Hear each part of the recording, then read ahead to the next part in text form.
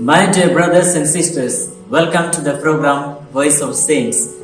Today our Mother Church commemorates the feast of St. Joseph Freinademetz, a great missionary to China.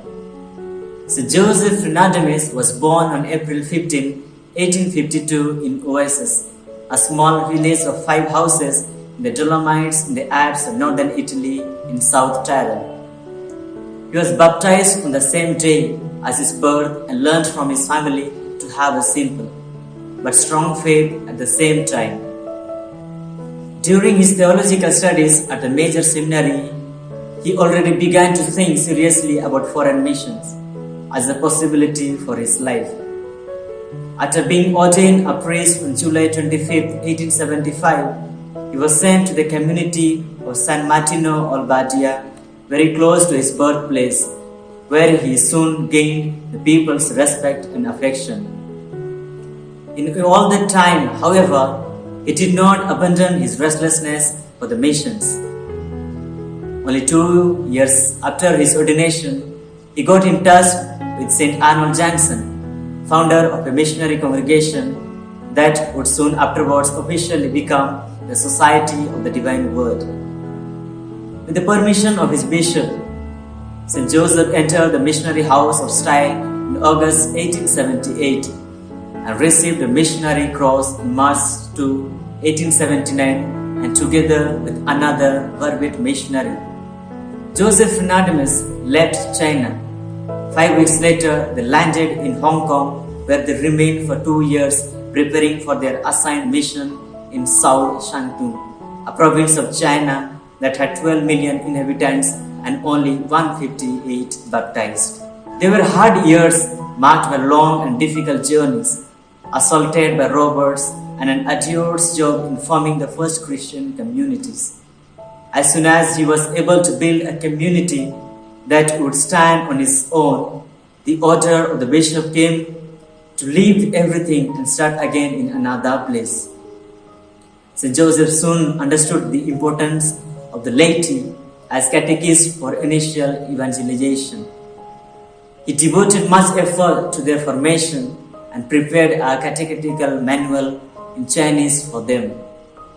At the same time, together with his brother Ange, who had become a bishop, he committed himself to the preparation for the spiritual and ongoing formation of Chinese priests and other missionaries.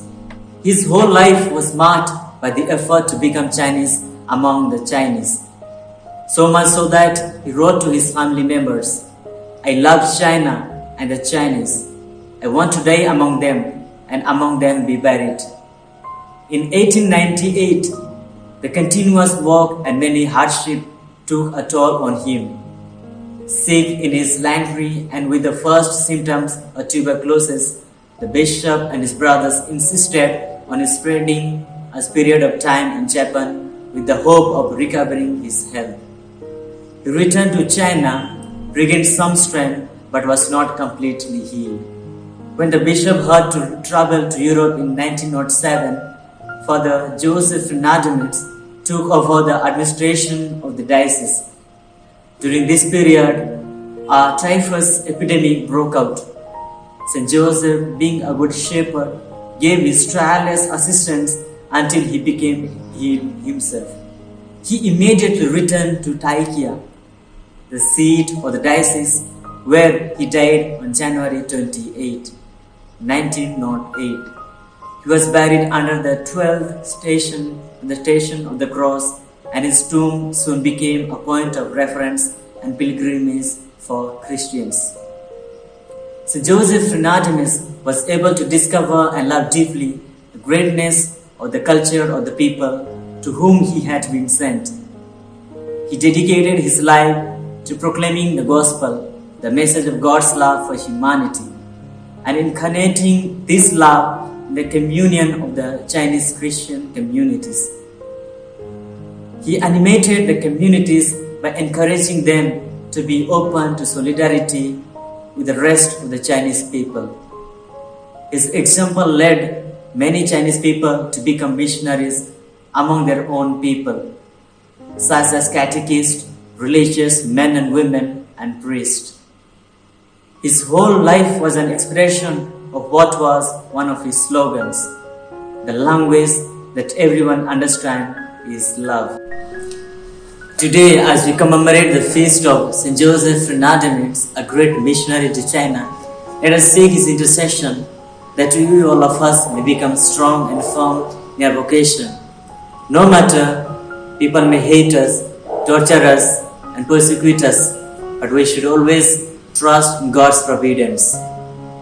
Amen.